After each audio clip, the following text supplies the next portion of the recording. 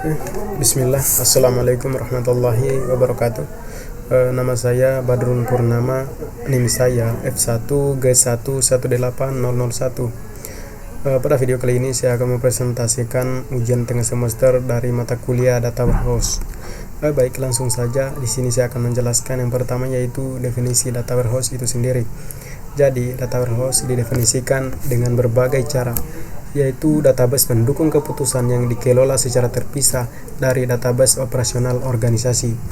Data warehouse adalah kumpulan data yang berorientasi pada subjek, terintegrasi, varian waktu, dan volatil untuk mendukung proses pengambilan keputusan manajemen. Itu menurut W.H. Inman. Jadi menurut W.H. Inman itu ada beberapa karakteristik dari data warehouse, yaitu ada 4. Yang pertama yaitu ada yang namanya berorientasi pada subjek atau biasa disebut subject oriented. Artinya, data warehouse diorganisasikan di sekitar subjek utama seperti pelanggan, produk, dan penjualan. Berfokus pada pemodelan dan analisis data untuk mengambil keputusan, bukan pada operasi harian atau pemrosesan transaksi. Kemudian memberikan pandangan yang sederhana dan ringkas seputar masalah subjek tertentu dengan mengecualikan data yang tidak berguna dalam proses pendukung keputusan. Kemudian yang kedua yaitu data yang dimiliki terintegrasi atau data integrated. Artinya, dalam sebuah data warehouse, data dibangun dengan mengintegrasikan beberapa sumber data yang heterogen, misalnya database relasional, file datar, catatan transaksi online. Teknik pembersihan data dan integrasi dari data diterapkan, kemudian memastikan konsistensi dalam konvensi penamaan, struktur encoding, ukuran atribut, dan lain-lain, di mana di antara berbagai sumber data, misal harga hotel, misalnya mata uang, pajak, termasuk serapan, dan lain-lain. Kemudian yang ketiga ada yang disebut dibuat dalam rentang waktu tertentu atau biasa disebut time variant. Artinya sebuah data warehouse dapat dikatakan akurat atau valid pada rentang waktu tertentu.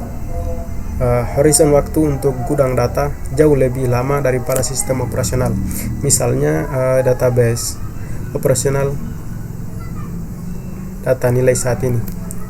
Jadi dalam gudang data memberikan informasi dari perspektif historis, misalnya 5-10 tahun terakhir, di mana setiap struktur kunci di gudang data berisi unsur waktu, baik eksplisit maupun implisit. Tetapi kunci dari data operasional mungkin mengandung atau tidak mengandung elemen waktu. Dan yang keempat yaitu biasa disebut juga dengan data yang disimpan bersifat tetap atau non-volatil. Artinya dalam sebuah data warehouse, dalam gudang data tidak diperbarui secara real time, tetapi dalam refresh sistem operasi secara teratur. Artinya data waktu yang ditambahkan sebagai suplemen untuk database itu sendiri, bukan sebagai perubahan. Penyimpanan data yang terpisah secara fisik yang diubah dari lingkungan gudang data tidak memerlukan pemrosesan transaksi, pemulihan, dan mekanisme kontrol konsekuensi. Hanya membutuhkan dua operasi dalam mengakses data, yaitu pemuatan data awal dan akses data. Kemudian selanjutnya yaitu perbedaan OLTP dan OLAP.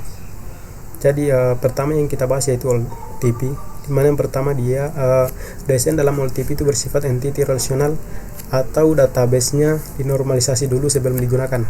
Jadi dalam OLTP database dinormalisasi terlebih dahulu sebelum digunakan. Dan yang kedua yaitu data OLTP adalah data asli. Jadi data yang digunakan dalam data OLTP adalah data asli. Kemudian query yang digunakan yaitu simple query. Kemudian kecepatan prosesnya yaitu sangat cepat. Jadi pada proses OLTP itu dia sangat cepat. Kemudian yang kelima, datanya diorganisasi berdasarkan fungsi dan operasi. Jadi data dalam OLTP diorganisasikan berdasarkan fungsi dan operasi. Kemudian yang keenam yaitu space yang dibutuhkan relatif kecil. Kemudian pemrosesan bersifat berulang. Kemudian yang kedelapan yaitu user melayani banyak pemakai operasional user. Dan dalam OLTP juga penggunanya adalah IT profesional. Kemudian kesembilan, akses OLTP itu aksesnya bisa write, kemudian read, dan lain-lain. Jadi aksesnya bisa tulisan atau membaca dan lain-lain. Kemudian ke-10, unit pekerjaan OLTP, pekerjaannya itu yaitu sangat sederhana. Kemudian yang selanjutnya yaitu pada OLAP. Jadi OLAP ini digunakan untuk pengambilan keputusan. Kemudian pada desain database-nya, yaitu database yang pas untuk mendukung OLAP adalah database yang denormalisasi.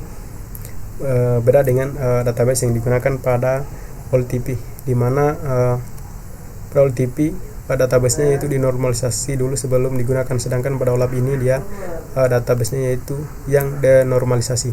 Kemudian yang ketiga, data OLAP diperoleh dari beberapa OLTP. Jadi OLTP tadi datanya itu data asli, sedangkan data OLAP dia diperoleh dari beberapa data OLTP.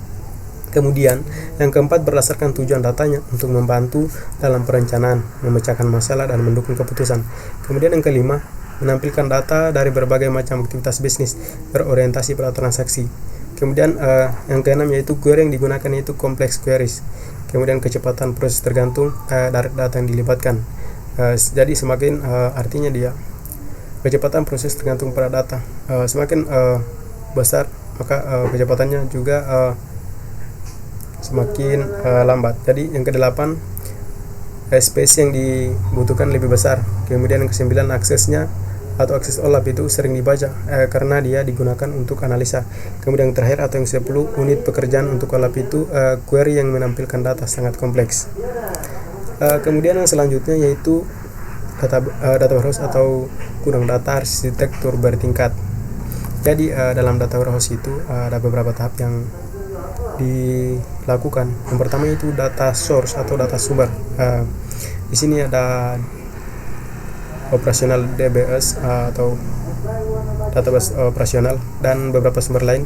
Kemudian sebelum dimasukkan ke dalam data warehouse, jadi data sebelum dimasukkan ke dalam data warehouse atau ke dalam gudang data, ada 4 tahap yang dialami sebuah data. Yang pertama yaitu extract, kemudian transform, load, dan refresh.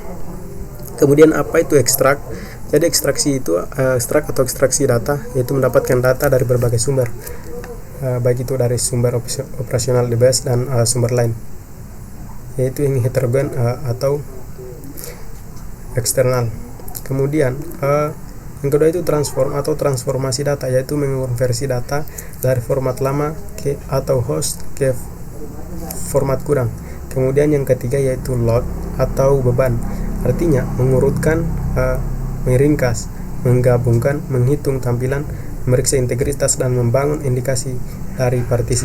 Kemudian yang terakhir atau yang keempat adalah refresh atau pembersihan data, artinya mendeteksi kesalahan dalam data dan memperbaikinya bila memungkinkan.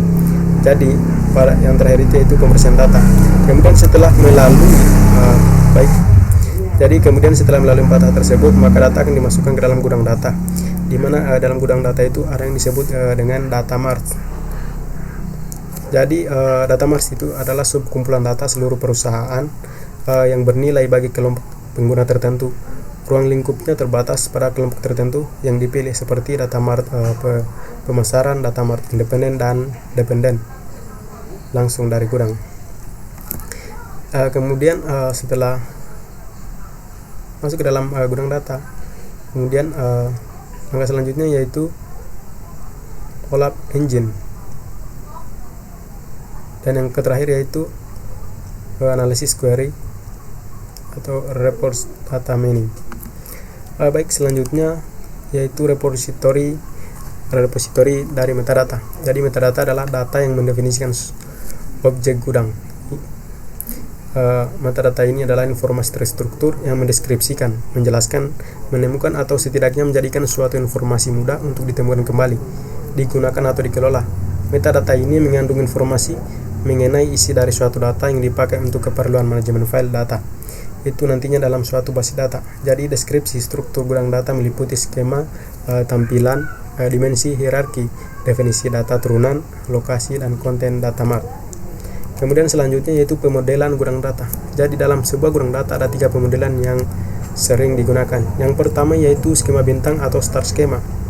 Jadi yang pertama yaitu star schema. Jadi star schema itu yaitu tabel fakta di tengah yang terhubung ke suatu tabel dimensi. Jadi di sini ada contohnya. Tabel fakta di tengah yang terhubung ke suatu tabel dimensi. di sini ada tabel fakta, itu nama tabelnya select facts table, terhubung dengan beberapa set tabel dimensi. Kemudian yang kedua itu skema kepingan salju atau biasa juga disebut dengan snowflake skema, yaitu penyempurnaan dari skema bintang di mana beberapa hierarki dimensi dinormalisasi menjadi satu set tabel dimensi yang lebih kecil membentuk bentuk yang mirip dengan kepingan salju. Jadi ini adalah contoh dari skema kepingan salju atau snowflake skema. Kemudian yang terakhir yaitu konstelasi fakta, yaitu beberapa tabel fakta terbagi tabel dimensi dipandang sebagai kumpulan bintang. Oleh karena itu konstelasi fakta juga biasa juga disebut dengan skema galaksi. Kemudian yang terakhir yaitu pengukuran kumpulan data. Jadi dalam pengukuran kumpulan data ada 3, yaitu distributif, aljabar, dan holistik. Jadi distributif itu apa? Jadi distributif yaitu jika hasil yang diperoleh dengan menerapkan fungsi Kn nilai agregat sama dengan yang diperoleh dengan menerapkan fungsi pada semua data tanpa partisi, misalnya hitung jumlah minimum dan maksimum. Kemudian yang kedua yaitu aljabar, jika dapat dihitung dengan fungsi aljabar dengan argumen M, di mana M adalah bilangan bulat terbatas yang masing-masing diperoleh dengan menerapkan fungsi agregat distributif, misalnya rata-rata, minimum, N, defisiasi standar. Kemudian yang ketiga yaitu atau yang terakhir holistik. Artinya jika tidak ada batasan konstan pada ukuran penyimpanan yang diperlukan untuk menggambarkan subagregat, misalnya median, mode, dan rank. Jadi itu penjelasan singkat, slide singkat dari data warehouse. Kemudian selanjutnya yaitu saya akan menjelaskan sedikit tentang studi kasus dari data warehouse itu sendiri. Baik, di sini saya menggunakan PHP MyAdmin dan server yang saya gunakan yaitu Exam. Jadi langsung saja kita lihat. Di sini saya sudah membuat 3 database dari 3 pemodelan tadi. Yang pertama yaitu star schema, kemudian snowflake, dan fact constellation. Dimana di setiap database ini saya sudah menambahkan, saya sudah melengkapi tabel-tabelnya, dan di setiap tabel saya sudah melengkapi pula dengan data-datanya. Kemudian bisa kita lihat di sini pada tabel branch, di sini sudah lengkap datanya. Pada tabel item sudah lengkap pula, pada tabel location sudah lengkap, pada tabel item sudah lengkap datanya. Di sini saya menambahkan 10 data, dan di setiap database ini saya sudah menambahkan tabel dan melengkapi datanya, baik itu di star schema, snowflake, dan fact constellation. Kemudian di sini kita akan sedikit mengetes query dari database star schema. Kita coba tes apakah memang setiap tabel sudah saling terhubung. Baik, langsung saja kita tes. Kemudian select branch. Jadi di sini branch, kemudian misalnya branch name sales fact table,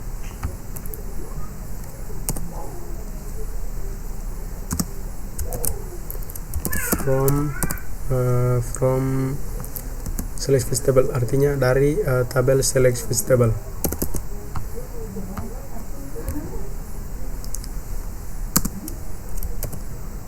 Left join branch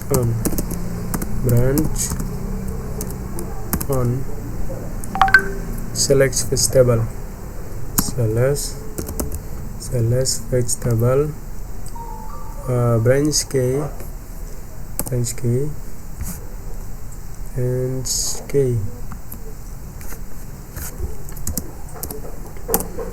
kemudian branch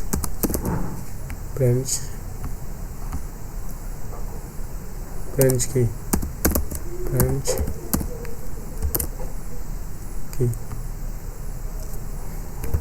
Kita coba klik go. Ya, jadi tabelnya yaitu sudah saling terhubung, dimana di sini kita menampilkan branch cabang. Itu yang kita tampilkan yaitu branch name atau nama cabang dari select vegetable. Kita bisa lihat di sini datanya. Jadi yang tampil di sini itu hanya nama cabang. Kemudian di sini tampil pula data-data yang ada pada select vegetable. Baik, selanjutnya kita coba query lain, misalnya select dollars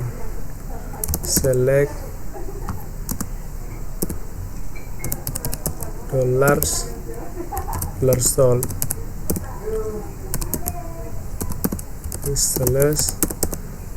and sales from select vegetable where location okay where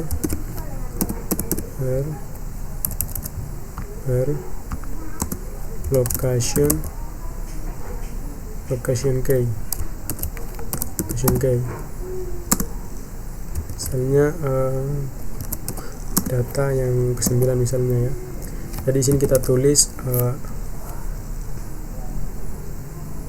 key pada data location key, itu di sini saya tulis key-nya itu 149, dimana key pada 149 ini yaitu data yang ke-9. Kemudian kita klik go. Jadi kita lihat ya, jadi di sini sudah terhubung. Ini data yang muncul yaitu dollar sold dan FX sales, karena di sini kita minta tadi adalah dollar sold dan FX sales from dari select vegetable.